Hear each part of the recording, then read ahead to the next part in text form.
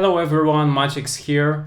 Today I'd like to talk a little bit about fingers independence, which is also the title of my newest course I released. So if you like, you can check it out. I definitely will leave the link down below in the description. Okay, so if you want to gain the finger independence, at first I would focus on your right hand. Because you want to get the proper technique.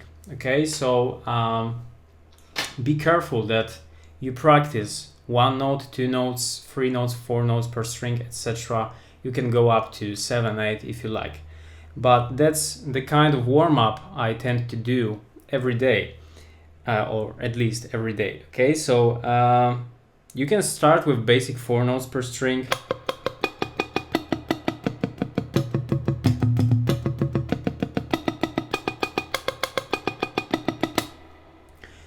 You can start downstroke or upstroke. Actually, both options are correct, and you should practice in 2 options always. So what's important here? Okay, make sure that your movement comes from your wrist.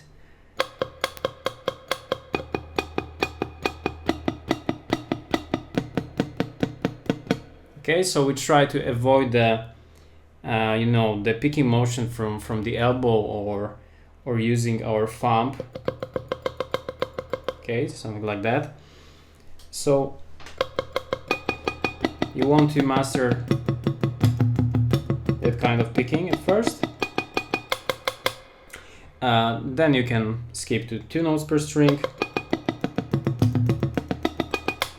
3 notes per string. Keep in mind that here we're gonna invert the picking direction every time when you change the string, and the same about 1 note per string. Okay, and that's the first step.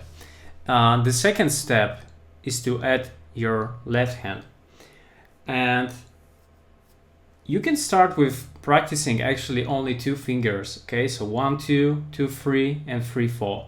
For example, or different variations. But let's start with 1, 2.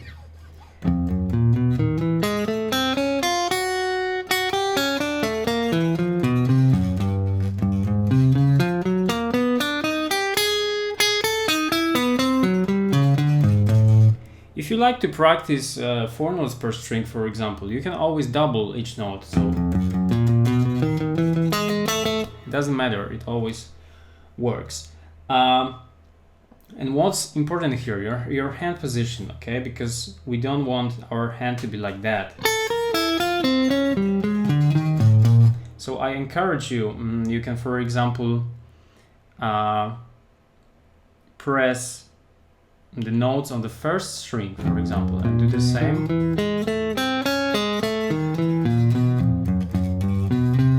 Like that. And you can do like that with every fingers.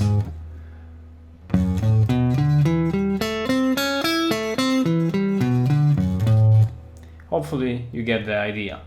Okay, but for example, when you play the basic spider 1, 2, 3, 4,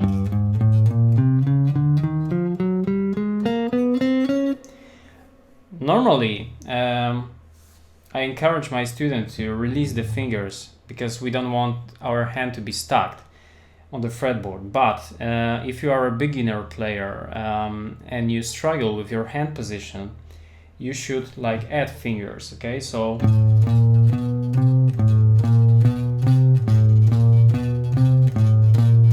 because you have to stretch your hand and build the strength. Okay, so it's very important. And we also don't want to run away with our fingers, like for example here. Okay, it's not correct. Okay, so you can start, for example, with 4 fingers on the fretboard pressed, and try to move only your pinky at first. And just make sure that this movement is as low as possible. So I try to still be close to the fretboard, as close as possible. Then I add next finger.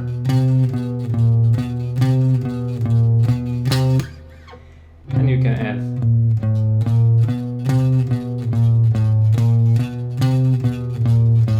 the middle one. And always when you practice spiders, pay attention to that, because we want our fingers to be bent like that. We want to stay very close to the fretboard and make economic movements.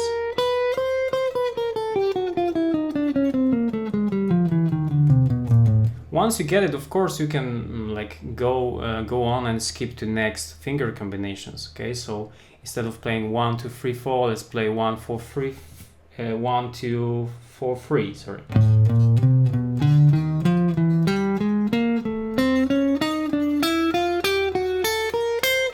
1 3 2 4.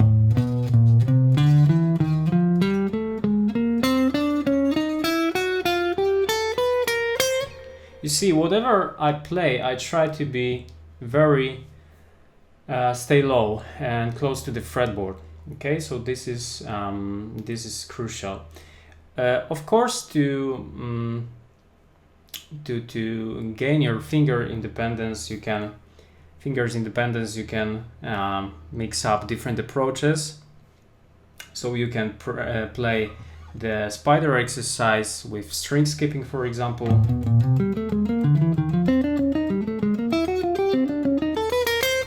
Okay, I'll just give you some concepts. You can cut off, for example, the first finger, yeah, and play like.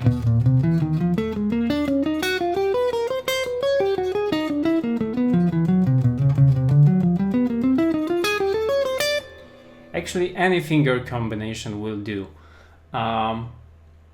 You can also like cross the strings, so play.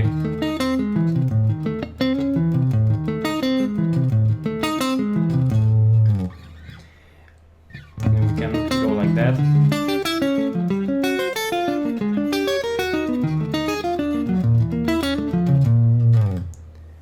So that's it. Okay, thank you for watching this lesson. Hopefully you get some new ideas to practice and you can make use of it. Okay, so let me know how it goes in the comments and see you next time. Bye bye.